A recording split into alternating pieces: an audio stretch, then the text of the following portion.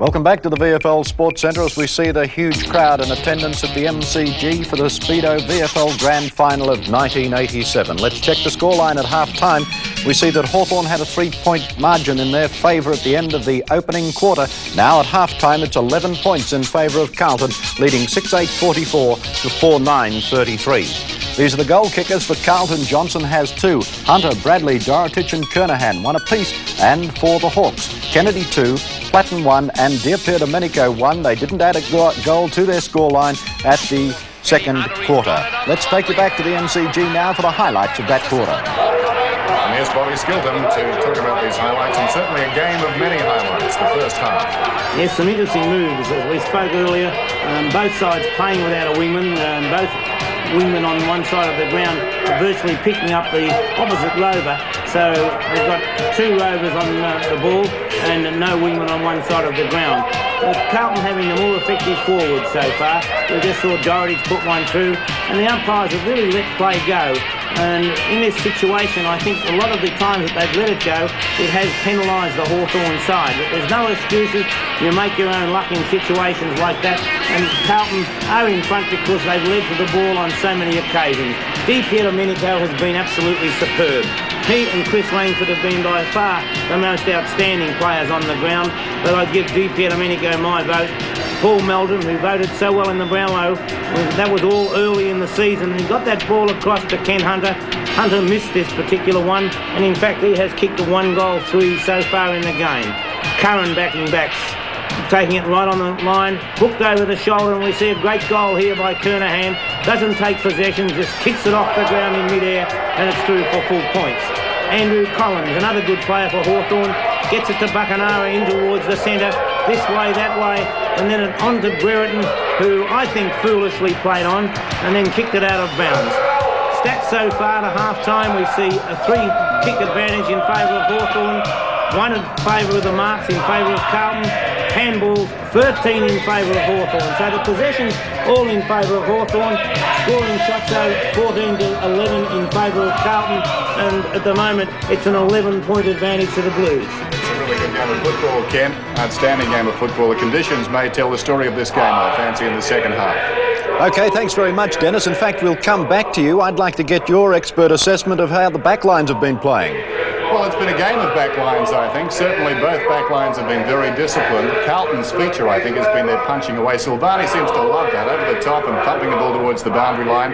I thought Dorotich caused a few problems, as did Hunter early in the game on the forward line for Carlton. And the Hawks' defence settled then, and they played very well indeed in that second quarter. But invariably, Peter McKenna, forwards find it difficult in final round matches to be dominant players. And if you've got a dominant forward, you're well on the way to winning a match. I think particularly early in the match, Dennis, but at the moment the 2 big name players, the 2 champion centre-half forwards, are a little bit down. Dermot Brereton has been dropping his marks, and Steve Kernahan really has been well beaten by Langford. I've been pretty impressed with the endeavours of Peter Curran on the forward line for Hawthorn. I think he's played fairly well. Buckenara is down. But at the moment, both back lines well on top of the respective forward lines. Hawthorn could do with a little man snooping around the goal square for when that big fist of Silvani comes away. But at the moment, Bob, it's a very, very even contest. Yes, I think you said coming off the ground that fitness was going to play a big part in this game, and there already look some tired boys. It's 31 degrees, and out there in the middle of the MCG, you can bet it's quite a few degrees more than that. It's very hard physically for these players, and just how they've trained through the week, how their legs are, just how they can come up after half-time, and it'll take a lot of spirit from both sides to really play this one right out to the finish. So 11 points the margin, half-time. Carlton lead it. Let's go down to Barry Breen. Dennis, thank you.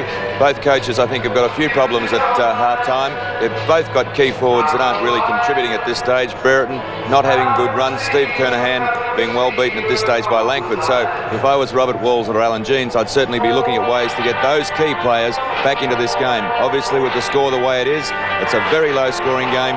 Both defences on top. So which coach makes that winning move in this third quarter is going to weigh a long way to winning this game. Right, thanks, Barry. Let's go back now to Ken Hose in our central position. Ken?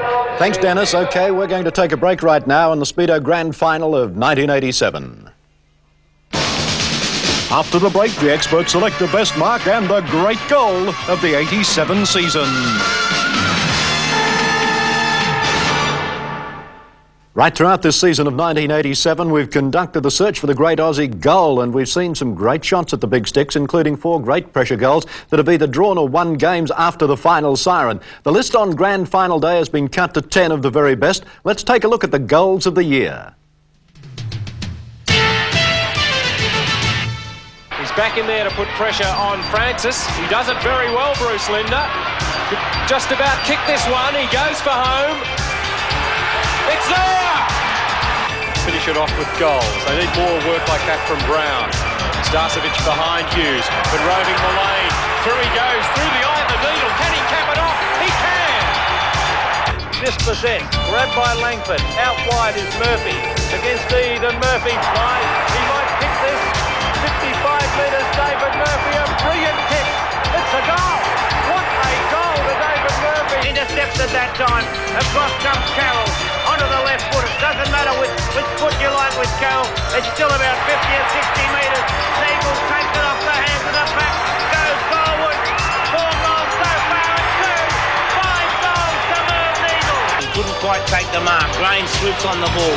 Steadies. 55 metres out. Now towards the 50-metre line. Rains goes forward. Lovely kick. Hook points to Jeff Rain. Now he can. Bailey, clean bowl. Gets the handball out to Lovett. Lovett running well. Looping handball over the stretch. Stretch inside centre half forward. Goes for goal with a long one. It may bounce through. It does.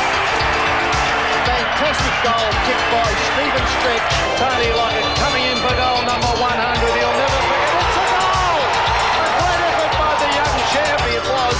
Lester Smith there to back him up. Kicks it wide towards the wing. Kappa, now Thrift. Comes through. Bays it is. Bays left foot kick. Is a goal. And every player on the mark of North Melbourne's waving. And look at the goal umpire, the concentration as Kernahan moves in. And he's put it right through the centre. And that is the mark of a champion. It's Melbourne in full flight as Dean puts it out. The boat bounce favours Flower. Read the ball beautifully. Flower goes towards goal. Great goal, Robert Flower.